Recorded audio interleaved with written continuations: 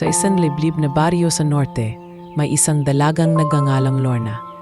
Siya ang panganay sa 3 magkakapatid at mula pagkabata ay nasanay na siyang kumarap sa hirap ng buhay.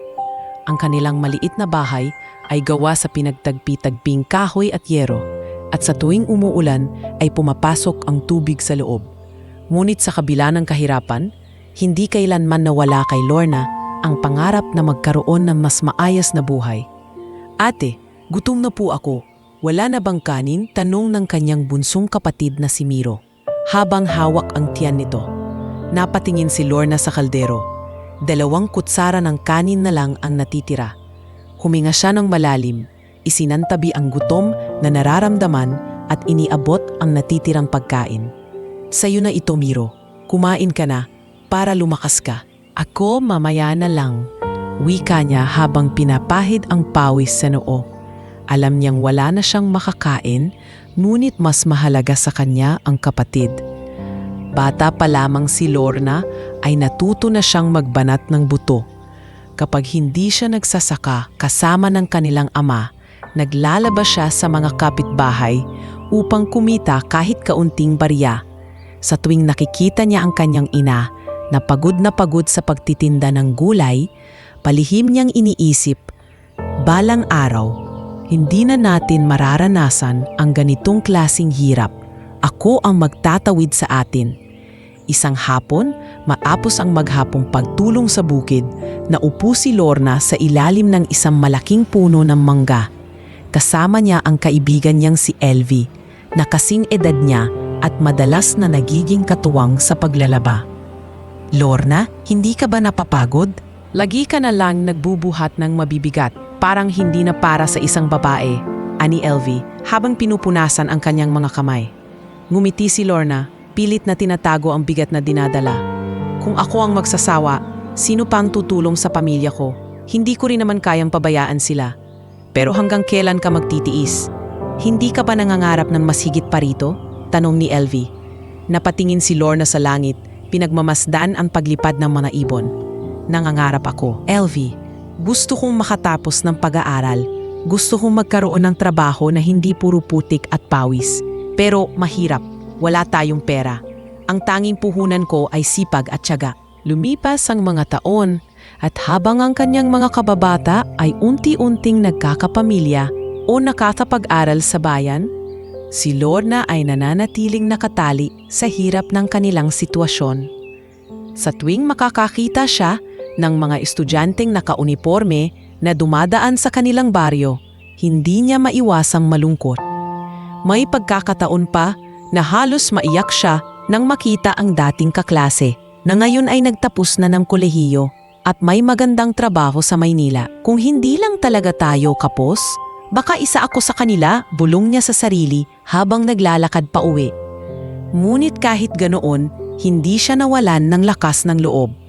Tuwing gabi, pagkatapos ng lahat ng gawain, nagsusulat siya ng mga pangarap sa lumang kwaderno na binigay ng kanyang guro noong elementarya.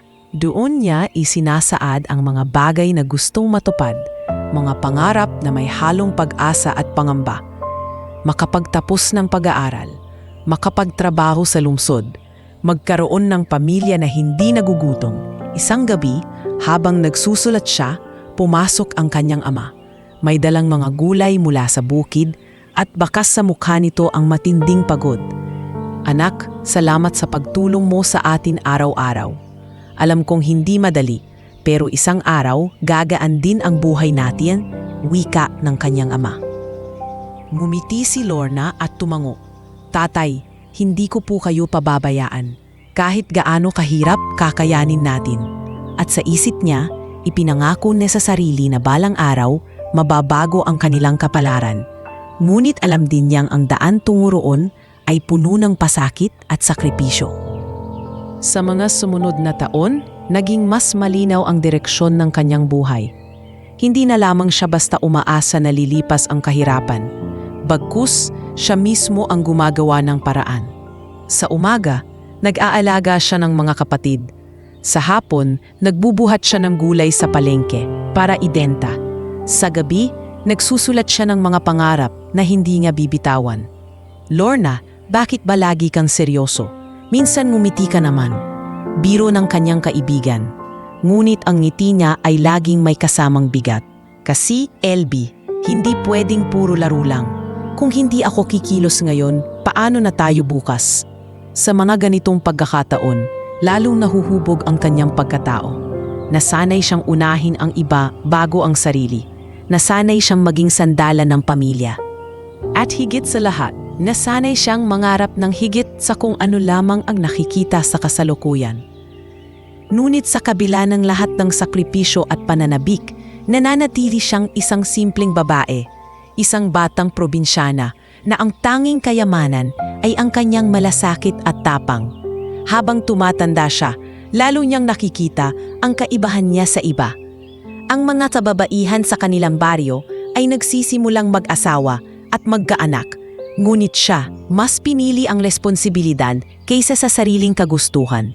Hindi niya alam na sa mga simpleng pasya at sakripisyong iyon, hinuhubog na siya ng tadhana para sa mas malalim na kwento. Isang kwento ng pagmamahal, sakripisyo at pag-angat mula sa putik ng kahirapan. Sa gabing iyon, habang nakaupo sa harap ng kanilang maliit na lamparang degas, tiningnan niya ang kanyang mga kapatid na mahimbing na natutulog. Napangiti siya kahit ramdam ang hapdi ng gutom. Balang araw, magbabago rin ang lahat.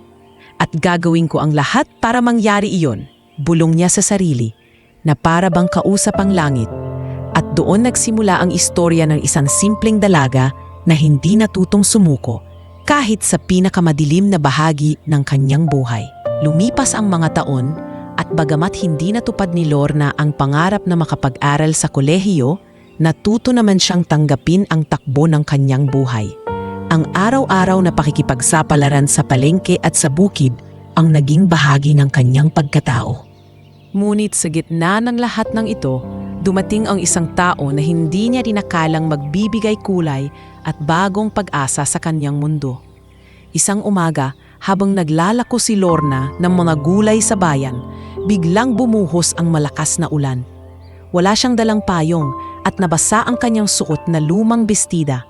Nagkubli siya sa ilalim ng lumang tindahan ng yero. Nanginginig at pilit na pinoprotektahan ang basket ng mga gulay. Doon niya nakilala si Marco, isang construction worker na nooy galing sa trabaho. Nakasuot ito ng kupas na damit at may alikabok pa sa balat mula sa semento. Huminto ito at natanaw ang basang si Lorna. "Miss, baka lamigin ka dyan. Heto, gamitin mo muna ang jacket ko," alok ni Marco, sabay abot ng manipis na jacket na halatang luma na rin. Nagulat si Lorna, ngunit tinanggap din niya ito. "Salamat, hindi ko naman talaga inaasahan ang ulan. Kailangan ko pang maibenta ang mga gulay na ito. Ako na ang bibili ng ilan. Kahit hindi ko kailangan, para lang hindi ka mawala ng benta." Tugon ni Marco sabay kuha ng ilang pirasong gulay. Hindi iyon kalakihan, ngunit sapat na upang mapangiti si Lorna. Noon niya unang naramdaman ang malasakit mula sa isang estranghero.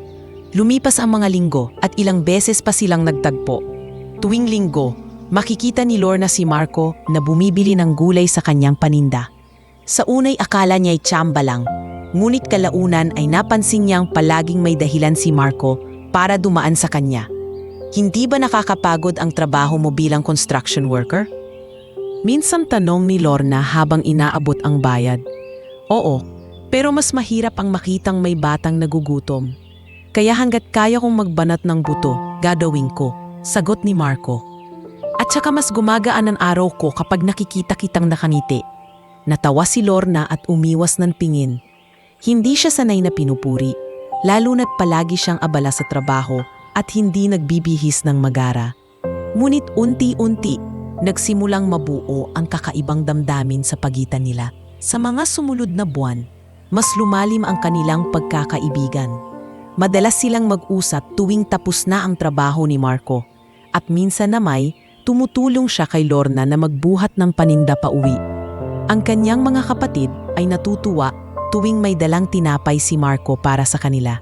"Ate, mabait si Kuya Marco. Parang tatay na rin siya sa atin," bulong ni Miro isang gabi habang kumakain sila. Napangiti si Lorna, Ngunit sinaway ang sarili. Ayaw niyang umasa ng sobra. Alam niyang pareho silang mahirap at walang kasiguraduhan ang buhay. Ngunit hindi nagtagal. Ipinahayag na ni Marco ang kanyang nararamdaman. Isang gabi, habang nakaupo sila sa ilalim ng punong mangga kung saan madalas magpahinga si Lorna, nagsalita si Marco. "Lorna, alam kong wala akong kayamanan. Wala rin akong maipapangako kundi pawis at sipag. Pero sana tanggapin mo ako. Gusto kitang ligawan." Hindi agad nakasagot si Lorna. Pinadmasdan niya ang mga mata ni Marco, tapat at puno ng pag-asa. Sa kauna-unahang pagkakataon, nakaramdam siya ng kagustuhang may kasama sa laban ng buhay. "Marco, hindi madali ang buhay ko. May mga kapatid akong umaasa sa akin at baka hindi mo kayanin ang bigat ng responsibilidad na dala ko." Ngumiti si Marco at hinawakan ang kanyang kamay. "Kung kaya mong tiisin ang lahat para sa pamilya mo, mas kaya kong tiisin iyon kasama ka. Hindi ako aatras, Lorna." At doon nagsimula ang kanilang pag-iibigan. Mula sa mga simpleng paglalakad sa bukirin hanggang sa mga gabi ng kwentuhan sa ilalim ng bituin, naging mas malapit sila sa isa't isa. Hindi marangya ang kanilang mga sandali, ngunit puno ng tunay na damdamin. Si Marco ang naging sandigan ni Lorna tuwing siya ay napapagod at nanlulumo. "Alam mo, Marco, minsan iniisip ko, hanggang dito na lang ba tayo? Sa bukid? Sa palengke? Sa pawis at putik?" tanong ni Lorna isang gabi. "Hindi, Lorna. Naniniwala ako na darating ang panahon na magbabago ang lahat. At kahit hindi magbago, basta magkasama tayo, sapat na." Sagot ni Marco na puno ng determinasyon. Doon tuluyang nahulog ang loob ni Lorna. Sa unang pagkakataon, hindi lang siya nangangarap para sa sarili at pamilya. Nangangarap na rin siya para sa kanilang dalawa. Habang lumilipas ang mga buwan, naging kilala na sila sa baryo bilang magkasintahan na hindi basta sumusuko sa hirap. Maraming nanunupso, maraming nangungutya, pero hindi nila alintana. Isang kapitbahay ang minsang nagsabi, "Ano bang nakikita mo dyan kay Marco, Lorna? Wala namang maibibigay yan sa'yo."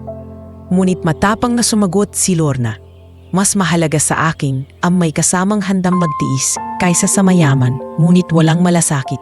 At sa bawat araw na lumilipas, lalo nilang pinapatunayan na kahit sa gitna ng kahirapan, may puwang pa rin ang tunay na pag-ibig. Isang pag-ibig na hindi sinusukat ng pera, kundi ng sakripisyo at pag-unawa. Sa mga gabing magkasama silang nangangarap, ipinangako nila sa isa't isa, "Balang araw magtatayo tayo ng sariling pamilya. Hindi man marangya, pero puno ng pagmamahal." At sa puso ni Lorna, alam niyang natagpuan na niya ang taong handang sabayan siya sa laban ng buhay. Si Marco, ang simpleng lalaking nagbigay ng bagong direksyon at pag-asa sa kanyang mundo.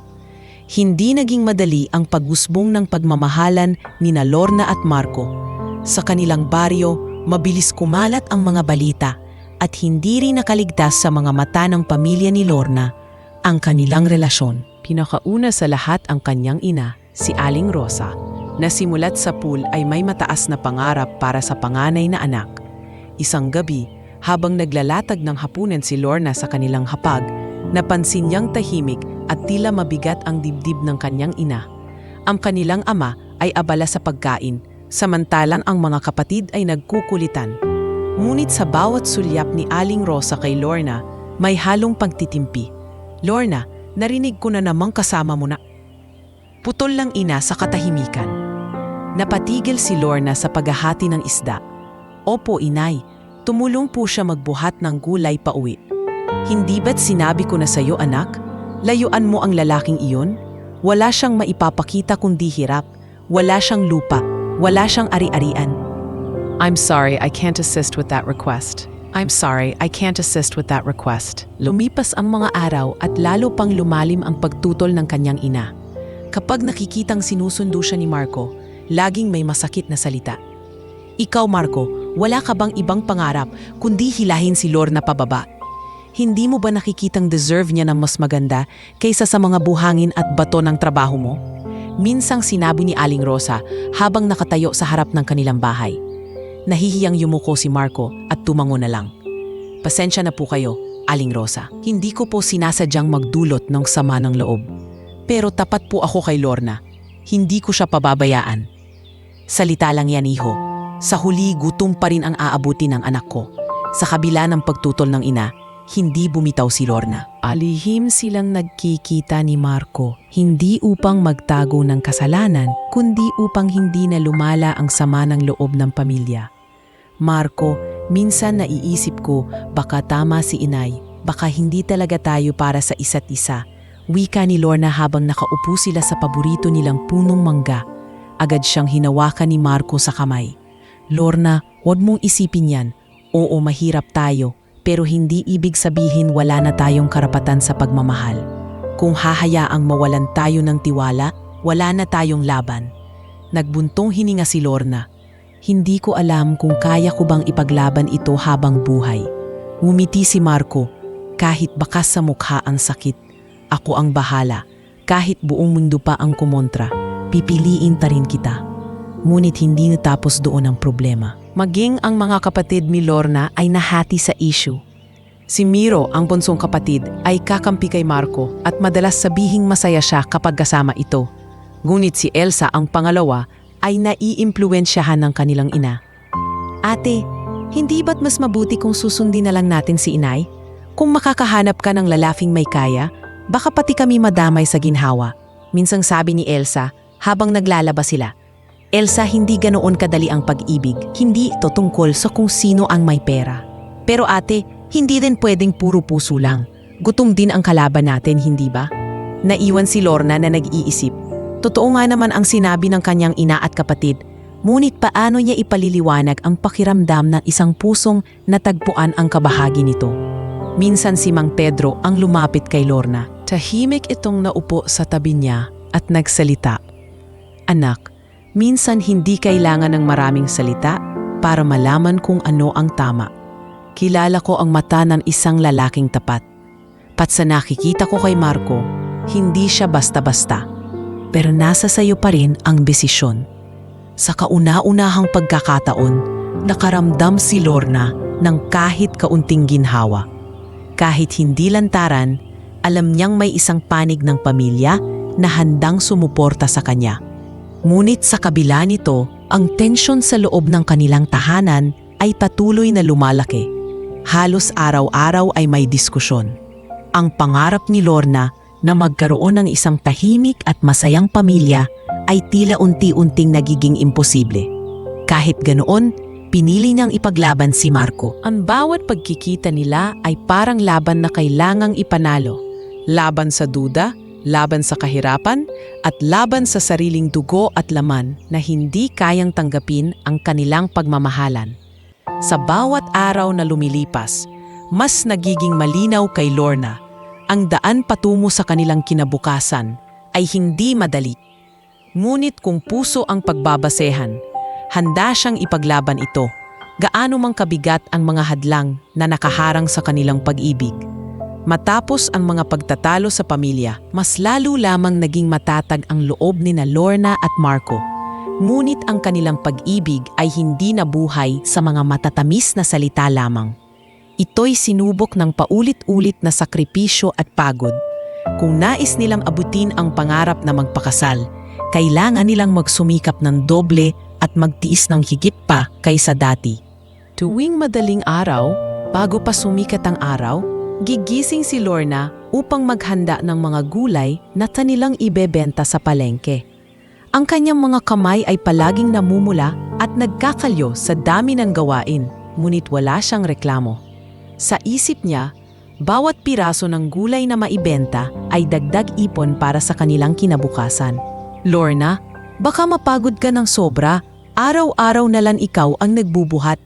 Sambit ng kaibigan niyang si LV habang tinutulungan siyang mag-ayos ng paninda. Wala tayong choice, LV. Kung gusto naming makapag-ipon para sa kasal, kailangan kong kayanin. Sagot ni Lorna sabay punas ng pawis. Bukod sa pantitinda, tumatanggap din siya ng labada mula sa mga kapitbahay. Sa tuwing may okasyon, humihiram siya ng damit mula kay LV upang magmukhang presentable. Lalo na kung pupunta sila ni Marco sa simbahan. Sa kabila ng kanyang sakripisyo, nararamdaman niya pa ring tila kulang ang lahat ng kanyang ginagawa.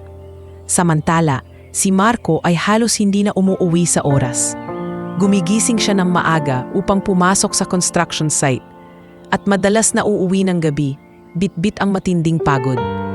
Ang kanyang katawan ay puno ng gasgas at pasa mula sa trabaho. Ngunit sa bawat araw na dumaraan, pinipilit niyang ngumiti kay Lorna upang hindi nito maramdaman ang bigat ng kanyang pinapasan. Isang gabi, matapos ang mahabang araw ng trabaho, bumisita si Marco kina Lorna. Naupo sila sa ilalim ng punong mangga, ang paborito nilang lugar. "Marco, bakit parang lalo kang pumapayat? Baka sobra ka na sa trabaho?"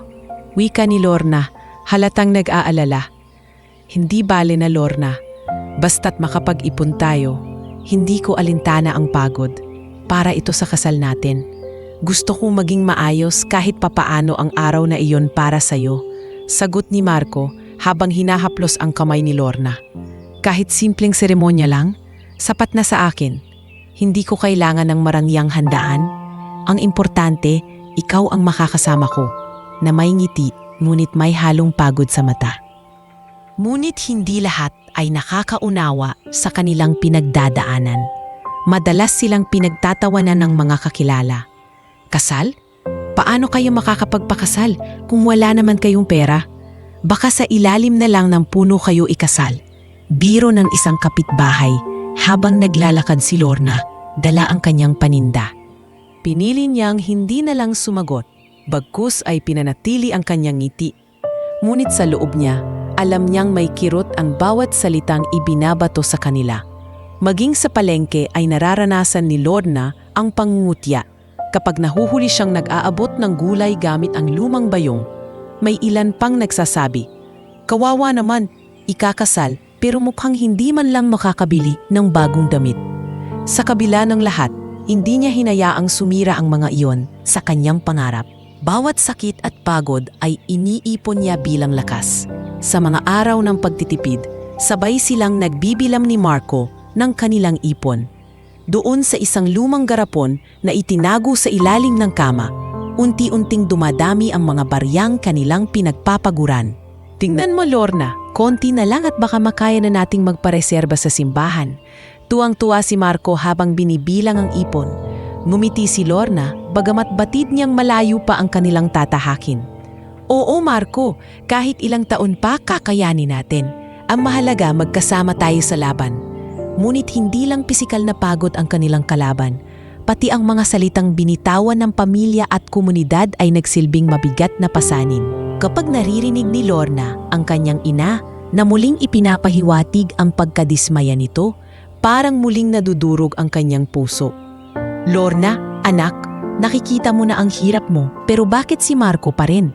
Hindi mo ba naiisip na baka mas maayos ang buhay mo kung ibang lalaki ang pipiliin mo?"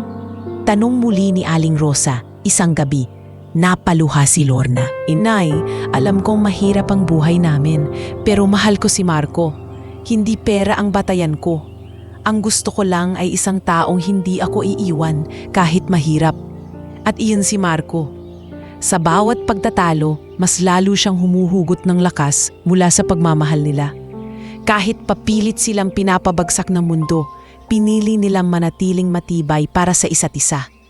Habang lumilipas ang mga buwan, naging malinaw kay Lorna na ang kanilang relasyon ay hindi basta kasintahan lamang. Ito'y pagsasanay para sa mas malaking laban sa buhay.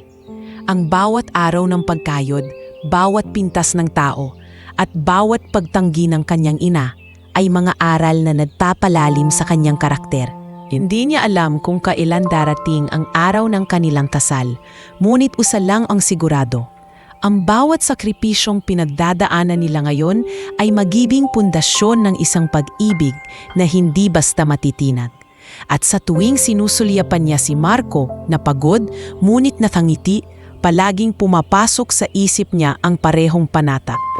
"Kakayanin natin ito, gaano man kahirap." Pagkaraan ng ilang taon ng pagtitipid at walang sawang pagpupunyagi, unti-unting natutunan ni Lorna at Marco na tanggapin ang mabagal na pag-usad ng kanilang mga pangarap. Hindi man sapat ang ipon para sa marangyang kasal, ramdam nilang sapat na ito upang maisakatuparan ang kanilang matagal nang pinapangarap. Ang magbuklod sa harap ng Diyos at mga mahal sa buhay. Isang gabi, nakaupo sila sa ilalim ng punong mangga, bitbit ang garapon ng ipon na halos mapuno ng mga bariyang kanilang pinag-ipunan mula sa dugot pawis. Binuksan nila iyon at isa-isang ibinuhos sa banig ang laman. Lorna, tingnan mo, hindi man ito milyon pero sapat na para sa isang simpleng seremonya. Masayang sabi ni Marco habang binibilang ang pera. Napaniti si Lorna, pinunasan ang kanyang mga matang namumula. Marco, matagal ko nang hinihintay ang araw na ito. Kahit wala tayong magagarang damit, kahit wala tayong malaking handaan, basta't ikaw ang makakasama ko sa altar, sapat na. Dahil dito, nagdesisyon silang ipaalam na sa kanilang pamilya ang kanilang plano. Kinabukasan, naupo si Lorna sa kanilang hapag kasama ang ina, ama at mga kapatid. May kaba sa kanyang dibdib habang sinisimulan ang pag-uusap. Inay, itay, nakapag-ipon na po kami ni Marco. Plano na po naming magpakasal. Halatang nagulat si Aling Rosa, agad na sumiklab ang mga mata. Ano? Kasal? Lorna, ilang beses ko bang sasabihin sa'yo? Wala siyang maibibigay sa'yo. Tingnan mo nga, anong klaseng buhay ang haharapin mo kung itutuloy mo yan? Ngunit hindi na siya kagaya ng dati. Malumanay ngunit matatag ang tinig ni Lorna. Inay, hindi kayamanan ang batayan ng kasal. Pinili ko si Marco dahil alam kong sa kanya ko makakamtan ang tunay na pagmamahal at respeto. Hindi ko siya iiwan kahit mahirap. Sumingit si Mang Pedro, tahimik ngunit mariin. Rosa, hayaan na natin ang bata. Nakita mo naman kung paano nagsikap si Marco. Hindi siya umaatras kahit ilang taon na ang lumipas. Siguro ito na talaga ang oras para suportahan natin sila. Nanahimik si Aling Rosa, ngunit bakas sa kanyang mukha ang hindi pa rin pagpayag. Gayunman, sa puso ni Lorna, napanatag siya dahil kahit papaano ay may kakampi siyang ama. Habang papalapit ang araw ng kasal, nagsimula na silang maghanda sa abot ng kanilang makakaya. Si Lorna ay naghanap ng damit pangkasal. Wala siyang pambili ng bago, kaya't lumapit siya sa kanyang tiyahin, si Tia Belen, na matagal nang nag-iingat ng lumang gown mula sa sarili nitong kasal.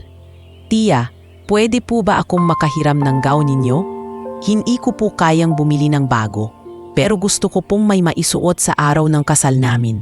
Nahihiyang sabi ni Lorna. Mumiti si Tia Belen at inabot ang lumang kahon. Anak, para sa'yo, walang problema. Dinala ko rin ang gown na ito noong wala kaming pera ng asawa ko. At tingnan mo, 30 taon na kaming magkasama. Hindi sa gown nakasalalay ang ligaya, kundi sa tibay ng pagmamahalan. Napaluha si Lorna at mahigpit na niyakap ang kanyang tiyahin. Samantala, si Marco naman ay hindi mapakali sa kasiyahan. Sa tuwing makikita niya si Lorna, palagi niyang sinasabi, "Hindi ako makapaniwala, Lorna. Sa wakas, matutupad na ang pangarap natin. Hindi na lang tayo nangangarap sa ilalim ng punong mangga." Oo, Marco. Ngayon, totoong magiging simula na ng ating buhay mag-asawa. Tugon ni Lorna habang hawak ang kanyang mga kamay. Sa huling linggo bago ang kasal, nagpaalam sila sa simbahan upang ipareserba ang petsa. Ang pari na nakausap nila, si Father Damien, ay nakangiti habang nakikita ang dalawa. Anak, hindi importante kung gaano kalaki ang handaan. Ang mahalaga ay ang inyong puso, kung tunay ang inyong pag-ibig, higit pa sa anumang yaman ang bigat niyan sa harap ng Diyos. Mas lalong tumibay ang loob ni Lorna. Ang lahat ng sakripisyong pinagdaanan nila, ang pawis, ang pangumutya, ang mga pagtatalo, ay nagbunga sa wakas. Ang kanyang mga kapatid, kahit may halong duda, ay nagpakita ng suporta. Si Miro ay tuwang-tuwa at sabik na makita ang kanyang ate na maglakad sa altar. Ate, ako na lang ang mag-aabot ng bulaklak sa inyo ni Kuya Marco sa simbahan. Masayang hirit ng bata. Ngumiti si Lorna at hinaplos ang buhok ng kapatid. Sige Miro, ikaw ang magiging pinakamaliit na saksi sa pinakamasayang araw ng buhay ko. Kahit hindi buo ang basbas ng kanyang ina, hindi na iyon pinansin ni Lorna. Ang mahalaga, natagpuan niya ang lalaking magmamahal sa kanya ng buong puso at handa na siyang tahakin ang bagong yugto ng buhay. Sa kanyang puso, malinaw ang panata. Ang kasal na ito ay hindi lamang tungkol sa amin ni Marco, kundi tungkol din sa paniniwalang kaya naming labanan ang lahat ng unos hanggat magkasama kami. At sa bawat gabing lumilipas, habang nakahiga siya sa kanilang simpleng papag, paulit-ulit niyan inuusal ang parehong panalangin, na sana maging payapa at masaya ang kanilang kasal, kahit gaano ito kasimple, at magsilbing simula ng mas maliwanag na bukas para sa kanila. Tumating na ang araw na matagal nilang pinangarap. Maagang gumising si Lorna bago pa sumikat ang araw upang maghanda para sa kasal. Sa kabila ng kaba at excitement na nararamdaman niya, dama pa rin niya ang bigat ng responsibilidad sa kanyang dibdib. Ang lumang gown na hiniram na kay Tia Belen ay maingat niyang isinabit sa gilid ng kwarto, habang ang kanyang mga kapatid ay masayang nagkukwentuhan tungkol sa mangyayaring kasal. "Ate, ang ganda ng gown mo kahit luma na," wika ni Miro habang pinagmamasdan ang puting tela na medyo kupas, ngunit may kakaibang kinang. Ngumiti si Lorna at hinaplos ang pisngi ng kapatid. "Basta ikaw, Miro, siguraduhin mong maglakad ka sa simbahan na may ngiti. Ikaw ang magdadala ng bulaklak, tandaan mo." Sa labas ng kanilang bahay, abala rin si Mang Pedro sa pag-aayos ng mga gamit. Tahimik siyang naglalatag ng ilang upuan para sa mga bisitang pupunta matapos ang seremonya. Ngunit sa loob ng bahay, ramdam ni Lorna ang malamig na presensya ng kanyang ina. Si Aling Rosa ay tahimik lamang, hindi nagsasalita, tila bang nagpapakita ng tahimik na pagtutol. "Inay, sana naman ngayong araw, kalimutan mo muna ang lahat ng pagdududa, kahit ngayon lang." Mahina at magalang na sabi ni Lorna habang inaayos ang buhok. Tumingin si Aling Rosa, ngunit hindi sumagot. Sa halip ay tumalikod ito at lumabas ng bahay. Bakas ang lungkot sa mga mata ni Lorna, ngunit pinilit niyang wag hayaang masira ang araw. Pagkalipas ng ilang oras, sumapit ang oras ng kanilang paraalis patungo sa simbahan. Nakasuot na si Lorna ng kanyang damit at kahit simple lamang iyon, dama niya ang pasiyahan sa kanyang puso. Hawak-hawak niya ang maliit na palumpon ng bulaklak na pinag-ipunan pa nila ni Marco. Habang naglalakad siya patungo sa kalesang inarkila ni Marco, biglang humangin ng malakas.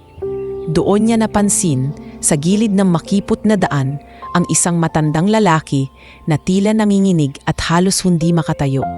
Maputla ang mukha nito, pawisan at hawak-hawak ang dibdib. "Tulungan niyo ako," mahina nitong wika. Halos paos na. Napatingin si Lorna sa kalesa. Alam niyang ilang minuto na lang ay dapat nasa simbahan na siya. Naramdaman niya ang kabog ng dibdib niya. Ito ang araw ng kasal nila ni Marco, ang araw na inaasam-asam nila ng ilang taon. Ngunit sa harap niya, isang matanda ang halatang nanghihina at nangangailangan ng tulong. "Ate, halika na! Malalate ka na sa kasal mo!" Sigaw ni Elsa, ang kanyang kapatid, mula sa kalesa. Ngunit hindi gumalaw si Lorna. Tinitigan niya ang matanda at marahang lumapit. "Lolo, ano pong nangyari sa inyo?" tanong niya habang inalalayan ito. "Nahihilo ako, hindi ako makahinga ng maayos," sagot ng matanda. Pawis na pawis at nanginginig ang tuhod. Nag-alinlangan si Lorna. Pumasok sa isip niya ang lahat ng sakripisyong pinagdaanan nila ni Marco. Ang mga taon ng pagtitipid, ang mga pangarap na binuo nila, at ang mga pangungutya na kanilang tiniis. Ngunit sa mismong oras na iyon, naramdaman niyang hindi niya kayang balewalain ang isang taong nasa bingit ng kapahamakan. "Elsa, sabihin mo kay Marco, sabihin mo may tinulungan lang ako. Babalik ako agad." Sigaw ni Lorna habang tinutulungan niyang makatayo ang matanda. "Ate, ano ka ba? Kasal mo ngayon?" Balik sigaw ni Elsa. Ngunit hindi na siya pinakinggan ni Lorna. Pinasan niya ang matanda kahit mabigat at halos mawalan na siya ng balanse. Dahan-dahan niyang inalalayan ito papunta sa pinakamalapit na klinika sa bayan. Habang naglalakad, ramdam niya ang matinding pagod at kaba. Sa isip niya, bawat hakbang palayo sa simbahan ay katumbas ng pagkakawala sa araw ng kanyang kasal. Pagdating nila sa klinika, agad siyang lumapit sa nurse. Ate, tulungan niyo po ang matanda. Wala akong pera, pero ilista niyo muna ang pangalan ko. Ako na lang ang magbabayad pag may ipon ako. Inulungan ng mga staff ang matanda at agad itong binigyan ng paunang lunas. Habang pinapaupo siya sa gilid ng upuan, hindi mapigilan ni Lorna ang luha. Tinitigan niya ang lumang relo sa kanyang pulso. Oras na ng kanilang kasal. Sa simbahan, nag-aabang si Marco sa harap ng altar. Nakasuot siya ng pinahiram na barong, halatang kinakabahan, ngunit puno ng pag-asa. Dumaan ang 10 minuto, 20 at lumampas na ng kalahating oras. Wala pa ring Lorna. Nagbubulungan ang mga bisita. Iniwan yata ang lalaki, sabi ng ilan. Nakakahiya ni hindi dumating ang bride. Si Marco ay hindi mapakali. Pinipilit niyang maniwala na darating si Lorna. Ngunit habang tumatagal, unti-unting nawawala ang pag-asa sa kanyang mga mata. Samantala, sa klinika, matapos mabigyan ng gamot ang matanda, marahang hinawakan nito ang kamay ni Lorna. Salamat, iha. Hindi ko akalaing may tutulong pa sa tulad kong matanda. Ngumiti si Lorna, pilit na tinatago ang sakit na nadarama.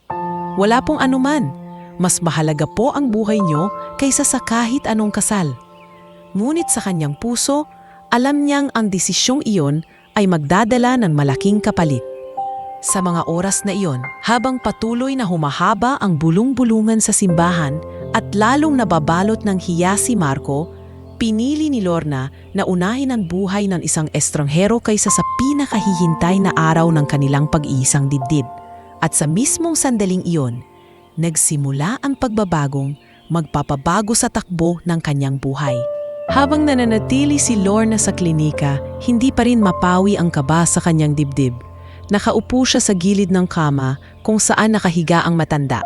Pawis na pawis pa rin ito at halos walang lakas ang katawan. Sa kabila ng pagod at bigat ng sitwasyon, mahigpit ang kapit ni Lorna sa kamay ng matanda. Tila ba nagsisilbing lakas at gabay. Hija, bakit mo ako tinulungan? Hindi mo naman ako kilala. Mahinang tanong ng matanda. Halos paos ang tinig. Kasi po, kung hindi ako hihinto para tulungan kayo, baka mawala kayo sa daan. At hindi ko po kakayanin na may masamang mangyari sa inyo kung kaya ko namang gumawa ng paraan. Sagot ni Lorna habang pinupunasan ang pawis nito gamit ang panyo. Sa bawat salita ng matanda, dama niya ang bigat ng sitwasyong kinasasadlakan niya. Ang mismong oras na yon ay dapat nasa simbahan na siya, nakasuot ng gown at kaharap si Marco. Ngunit pinili niyang manatili at bawat segundo ay nagpapaalala na baka hindi na matupad ang kasal na pinangarap nila ng matagal. Nang marinig ng nurse na wala siyang sapat na pera, agad siyang tinanong, "Miss, kailangan ng gamot ng pasyente. May dala ka bang pera para mabili agad natin ito?" Nagulat si Lorna, sapagkat ang baon niyang pera ay inilaan niya para sa kasal, pamasahe, maliit na handaan at ilang simpleng gamit. Nanginginig ang kanyang kamay habang inilalabas ang sobre ng perang nakalaan para sa pinakamahalagang araw ng kanyang buhay. Ito na lang po ang lahat ng pera ko. Bilhin niyo na po ng gamot kahit hindi ko na magamit para sa sarili ko. Tinitigan siya ng nurse, halatang nagulat sa desisyon niya.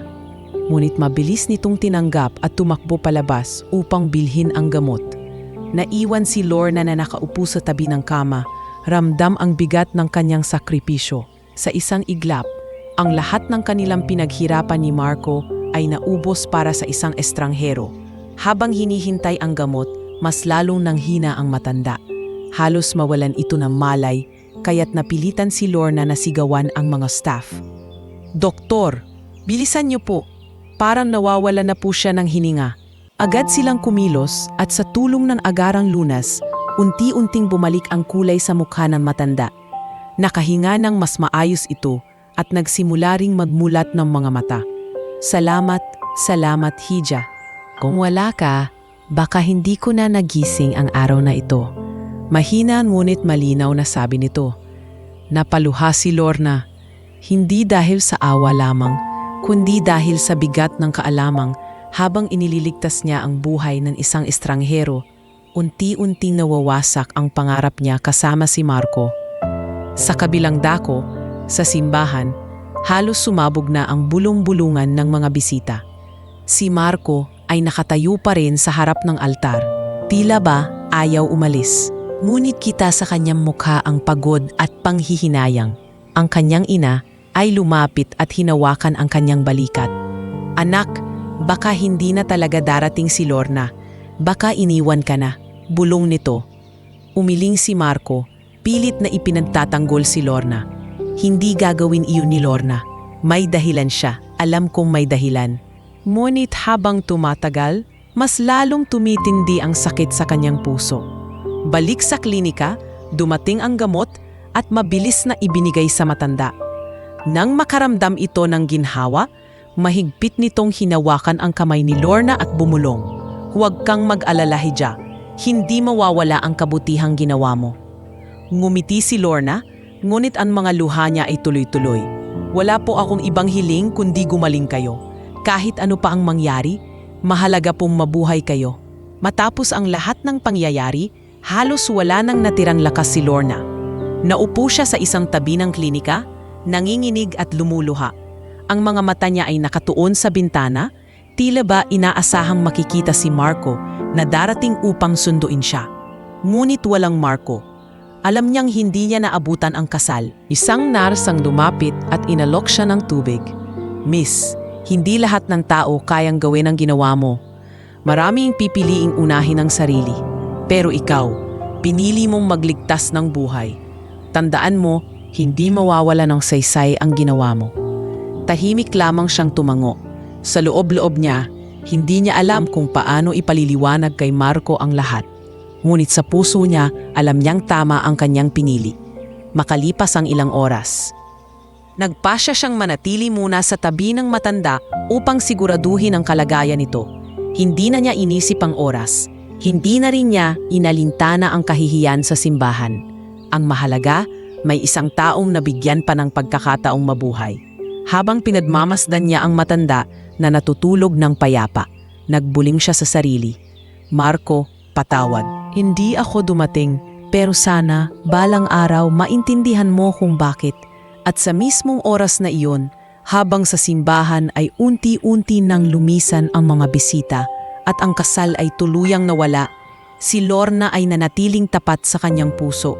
Hindi lamang bilang bride na handang magpakasal, kundi bilang isang taong hindi matitiis na talikuran ang nangangailangan ng tulong, kahit ang kapalit ay ang kanyang pinakaaasam na pangarap.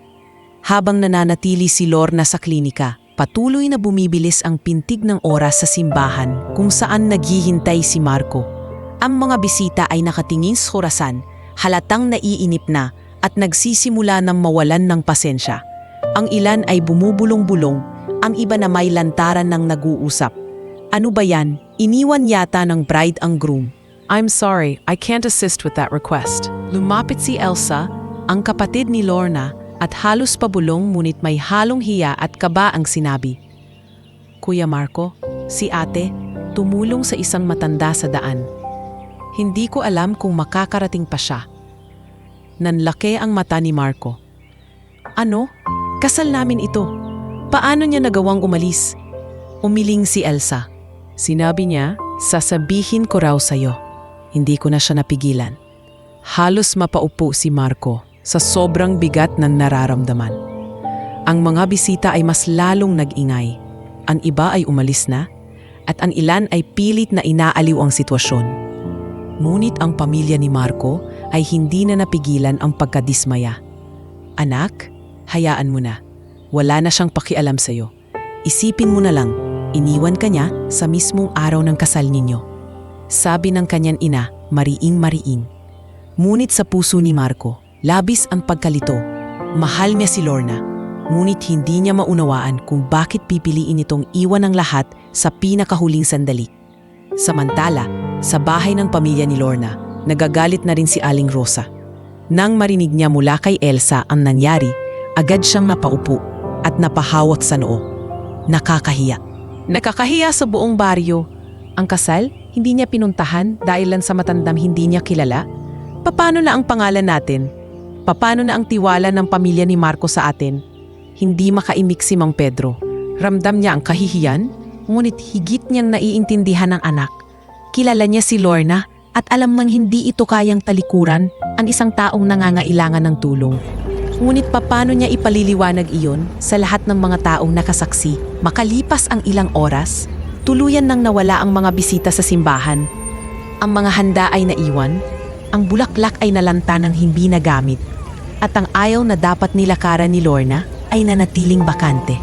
Si Marco ay naupo na lamang sa isang gilid, hindi makapagsalita. Ang kanyang mga mata ay puno ng lura, ngunit pinilit niyang huwag umiyak sa harap ng iba. Hindi ko alam kung anong mas masakit, ang hindi siya dumating o ang iniwan ko para sa ibang tao. Bulong niya sa sarili habang pinupunasan ang mga mata.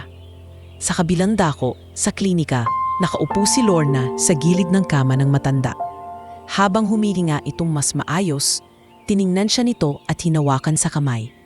Anak, hindi ko alam kung anong isinakripisyo mo para tulungan ako, pero nakikita ko sa mga mata mo na malaki ang iniwan mo. Sana balang araw, magbalik sa iyo ang kabutihang ito. Napaluha si Lorna at tumango. Wala pong anuman, Lolo. Basta mabuhay lang kayo, iyon na ang mahalaga. Ngunit sa kanyang dibdib, parang pinipilas ang puso niya habang naiisip si Marco na naghihintay sa kanya. Kinagabihan, umuwi si Lorna ng pagod at sugatan ang damdamin. Pagpasok niya sa kanilang bahay, sinalubong siya ng malamig na tingin ng kanyang ina. Wala kang ibang ginawa kundi ipahiya tayo. Ang kasal mo, iniwan mo. Paano ka pinanindigan ng lalaki kung ikaw mismo hindi mo kayang panindigan ang pangako mo sa kanya? Galit na sigaw ni Aling Rosa. Hindi nakapagsalita si Lorna, kundi tumulo na lamang ang kanyang mga luha. Si Mang Pedro ay lumapit at tinapik ang balikat niya.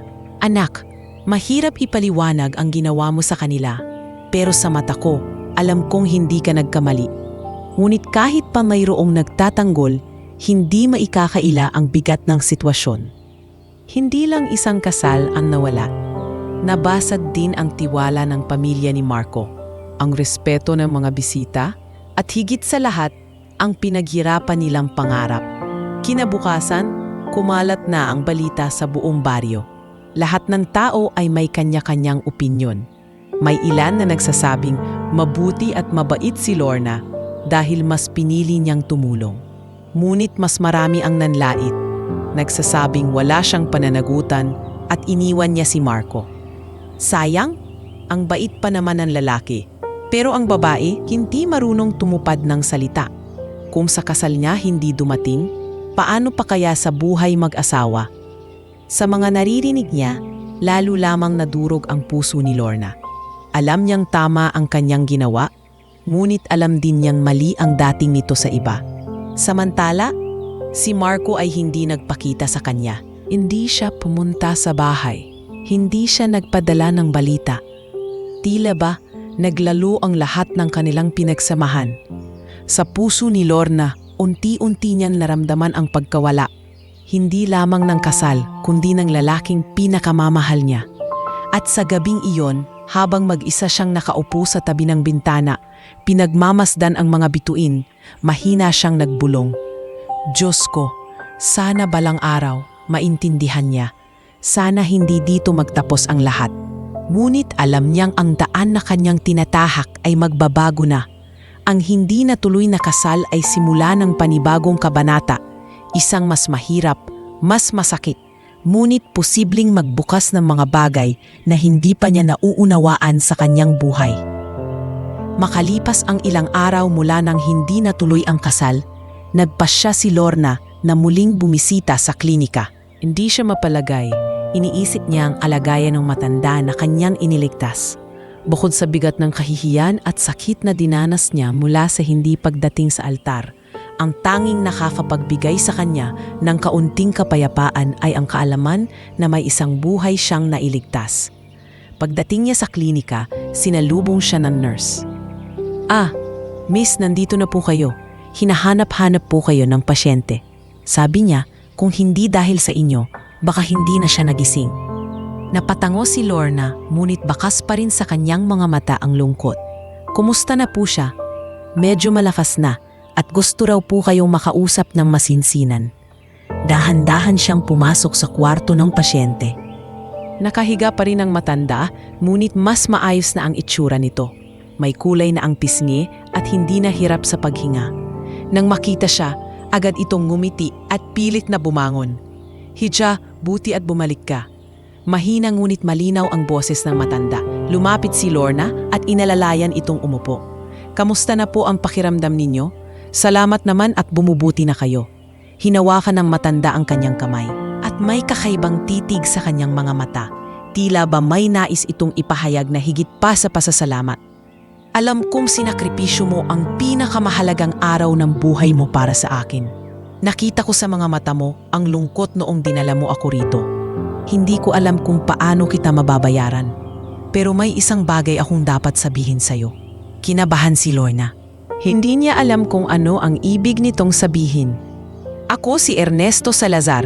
Mahinang bulong ng matanda, halos pabulong sa kanyang tenga. "Ako ang may-ari ng Salazar Group of Companies.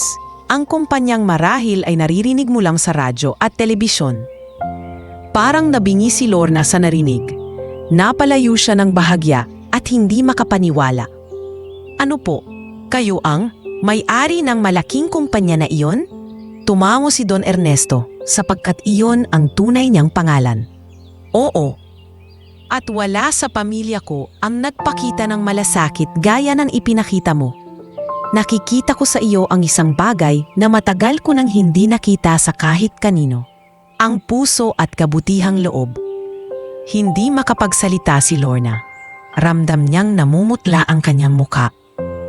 Umapasok sa isip niya ang lahat ng nangyari, ang mga taon ng sakripisyo, ang kahihiyan sa simbahan, ang galit ng kanyang ina at ang pananahimik ni Marco. At ngayon, heto siya, nakaupo sa tabi ng isang estrangirong nailigtas niya, na hindi pala basta-bastang tao, kundi isa sa pinakamakapangyarihang negosyante sa bansa.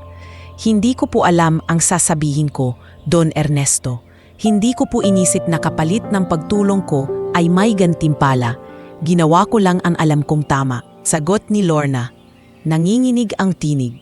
Ngumiti ang matanda at muling ginawakan ang kanyang kamay. "Alam kong hindi mo ito ginawa para sa kapalit.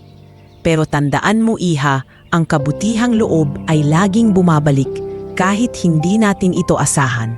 At gusto kong malaman mo, hindi dito nagtatapos ang kwento mo." Sa katunayan, dito palang nagsisimula. Lumuhod si Lorna, umiiyak na. "Pero Don Ernesto, nawala na po ang lahat sa akin. Hindi po natuloy ang kasal ko. Galit po sa akin si Marco at pati pamilya ko'y nahihiya na rin sa ginawa ko. Pakiramdam ko po wala na akong napira." Hinaplos ng matanda ang kanyang balikat at marahang nagsalita. "Kung totoo ang pagmamahala ninyo ni Marco, balang araw maiintindihan niya. Ngunit ikaw, Lorna, dapat mong malaman na higit ka pa sa tingin mo. Ang tapang na ipinakita mo ay higit pa sa yaman. At iyon ang uri ng taong matagal ko nang hinahanap." Sa labas ng kwarto, nakamasid ang nurse at ang doktor. Tila ba nararamdaman din nila ang bigat ng mga salitang binibigkas ng matanda. Nagpatuloy si Don Ernesto. "Hindi aksidente ang pagkikita natin. Sa mundong puno ng tao na inuuna ang sarili, ikaw lamang ang tumigil upang tulungan ako. Hindi iyong basta-basta. Kaya't ipinapangako ko sa iyo, iha, hindi ka na muling mag-iisa sa laban ng buhay." Napatitig si Lorna sa kanya, hindi makapaniwala. Tarang hindi totoo ang lahat ng naririnig niya.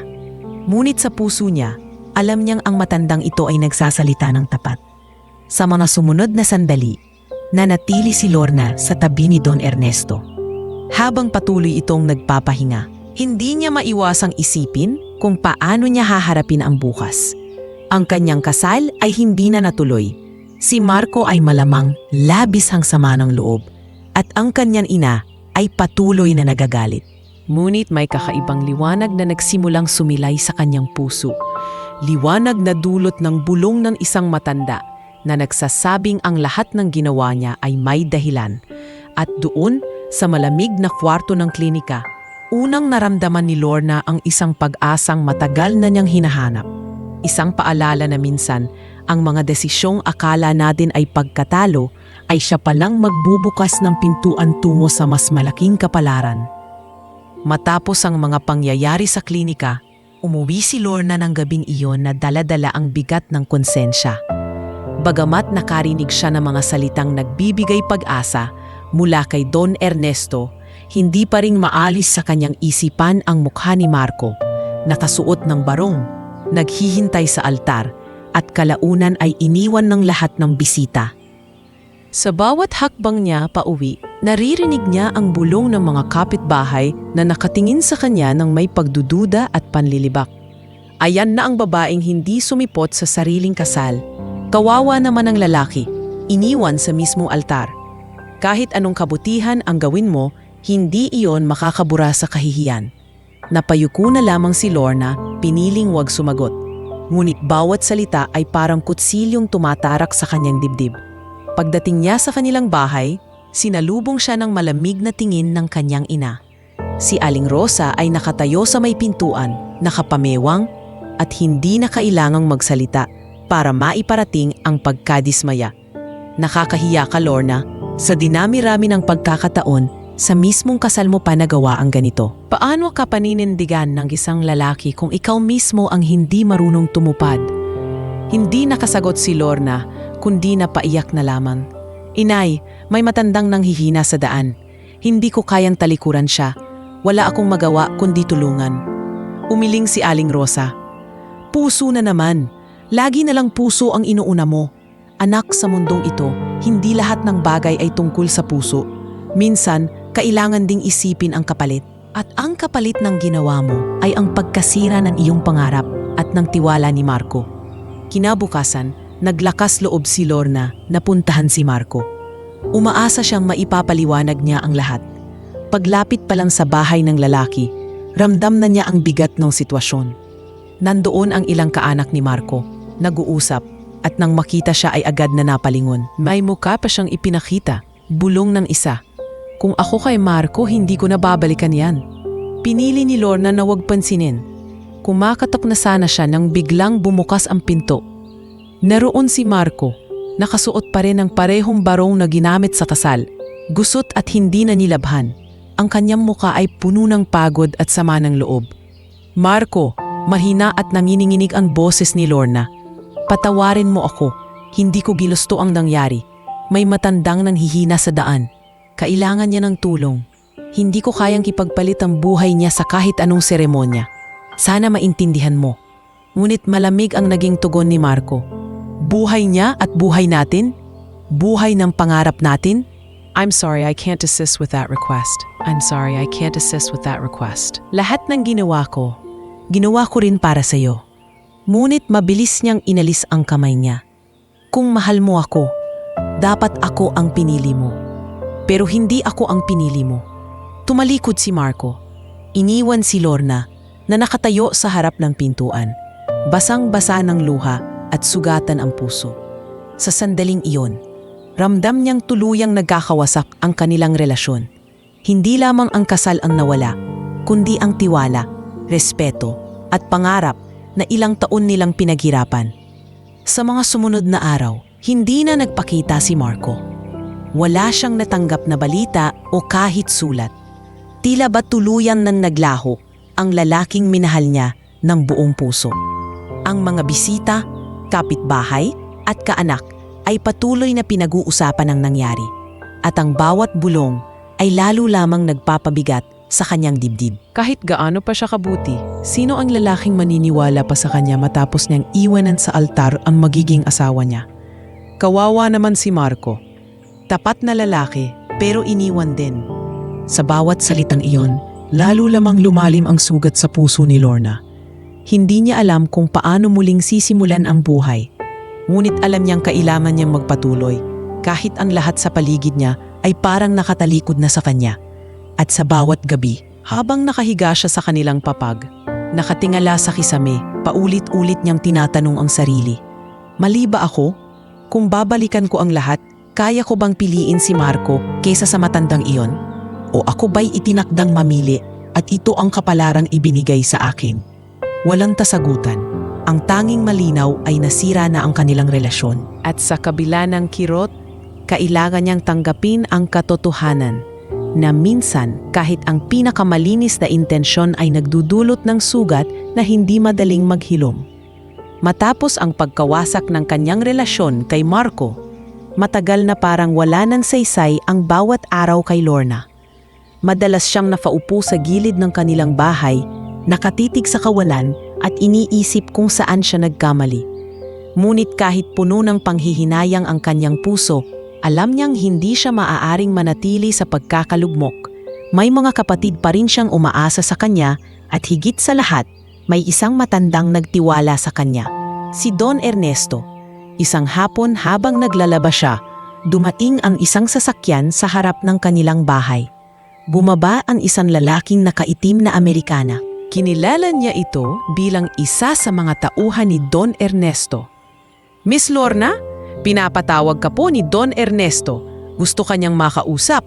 Maayos na sabi ng lalaki. Nagulat si Aling Rosa na noon ay nag-aayos ng mga gulay. "Bakit siya pinapatawag ng mayamang iyon? May utang ba tayo?" Tanong nito, halatang nag-alangan. Ngumiti ang lalaki. "Wala po, may nais lang siyang ibigay na pagkakataon para kay Lorna." Kinabahan si Lorna ngunit hindi siya tumanggi, kasama ang tauhan. Bumiyahe siya papunta sa lungsod. Doon niya nakita ang malaking gusali na pagmamay-ari ni Don Ernesto, isang matayog na imprenta ng kanyang yaman at impluensya. Pagpasok niya, sinalubong siya ng mismong matanda na ngayoy mas maayos na ang kalagayan. Nakaupo ito sa isang wheelchair, ngunit halatang masigla na kumpara noong una nilang pagkikita. "Lorna, anak, salamat at pumunta ka. Gusto kong sabihin sa'yo na hindi ako tumitigil sa pag-iisip tungkol sa kabutihang ginawa mo. Dahil sa'yo, muling nagkaroon ng halaga ang mga araw ko." Masayang wika ni Don Ernesto. Mahigpit na kumapit si Lorna sa kanyang mga palad. "Don Ernesto, wala po iyon. Ginawa ko lang ang alam kong tama. Kahit sino siguro, ginawa rin iyon." Umiling ang matanda. "Hindi lahat, Hija. Maraming tao ang uunahin ng sarili. Ikaw, iniwan mo ang pinakamahalagang araw ng buhay mo para sa akin. At dahil doon, gusto kitang bigyan ng pagkakataon na magsimula muli." Inalok siya ng matanda ng trabaho sa kanyang kumpanya. "Simula ka bilang tagalinis. Alam kong wala kang karanasan sa opisina, pero alam ko ring masipag ka at may malasakit. Ang kailangan ko ay hindi lang tao na magaling, kundi taong mapagkakatiwalaan. At nakita ko iyon sa'yo." Hindi makapaniwala si Lorna. "Don Ernesto, hindi ko po alam kung kakayanin ko. Hindi pa po ako nakapagtrabaho sa ganitong klase ng lugar." Ngumiti ang matanda. "Huwag kang matakot. Ang sipag mo at puso mo sapat na. Ang iba matututunan mo habang tumatagal." Sa unang linggo ng kanyang pagtatrabaho, nagsimula siya bilang tagalinis. Sa bawat sulok ng opisina, maingat niyang pinupunasan ang sahig, mesa at bintana. Kahit maliit ang posisyon, ginawa niyang buong puso ang trabaho. Kapag may nakasalubong siyang empleyado, lagi siyang nakangiti at magalang. "Uy, ang sipag ng bagong janitress." Kahit hapon na, kintab pa rin ang sahig, biro ng isa sa mga staff. Numiti si Lorna at sumagot, "Kung anong kaya kong gawin, gagawin ko ng maayos." Kahit maliit na bagay, malaki pa rin ang epekto kung ginagawa ng may malasakit. Dahil dito, mabilis siyang nakilala ng mga empleyado bilang mabait at mapagkakatiwalaan. Madalas ay sila pa mismo ang tumutulong sa kanya kapag mabibigat na trabaho ang kailangan. Minsan, isang sekretarya ang lumapit sa kanya. "Lorna, nakaka-inspire ka. Ang saya mong kasama. Sa kabila ng pinagdadaanan mo, nagagawa mo pa ring ngumiti." Napangiti si Lorna, bagamat may luha sa gilid ng kanyang mata. "Siguro kasi alam kong hindi lahat ng laban ay madali. Pero kapag iniwan mo ang sarili mong ngumiti, lalo ka lang bibigat." Nabalitaan ni Don Ernesto ang magandang impresyon ng mga tao kay Lorna. Minsang tinawag niya ito sa kanyang opisina. "Anak, hindi ako nagkamali sa'yo. Alam mo bang marami na ang humahanga sa'yo dito?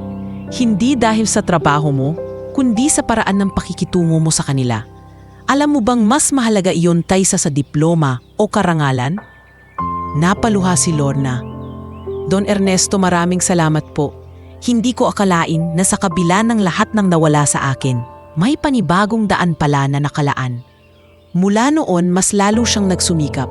Hindi niya hinayaang ang nakaraan ay maging hadlang sa kanya. Bagkus ginawa niya itong inspirasyon upang maging mas mabuti. Tuwing umuuwi siya sa kanilang baryo, dala niya ang konting pera at pagkain para sa kanyang mga kapatid. Unti-unti, naramdaman niya na kahit nawasak ang kanyang puso, may panibagong layunin na bumangon para sa pamilya at sa sarili. Ngunit hindi niya pa rin lubusang makalimutan si Marco. Sa bawat gabing nag-iisa siya, bumabalik sa kanyang alaala ang mga pangarap na binuo nila. Ngunit pinipilit niyang magpatuloy. Sa isip niya, kung mahalaga talaga siya sa buhay ko, babalik siya sa tamang oras.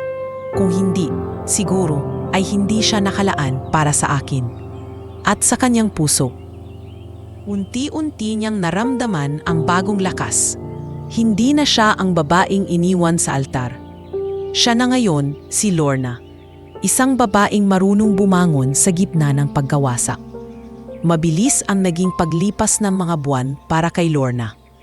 Sa bawat araw na dumaraan, mas lalo siyang napapansin ng mga tao sa kumpanya ni Don Ernesto.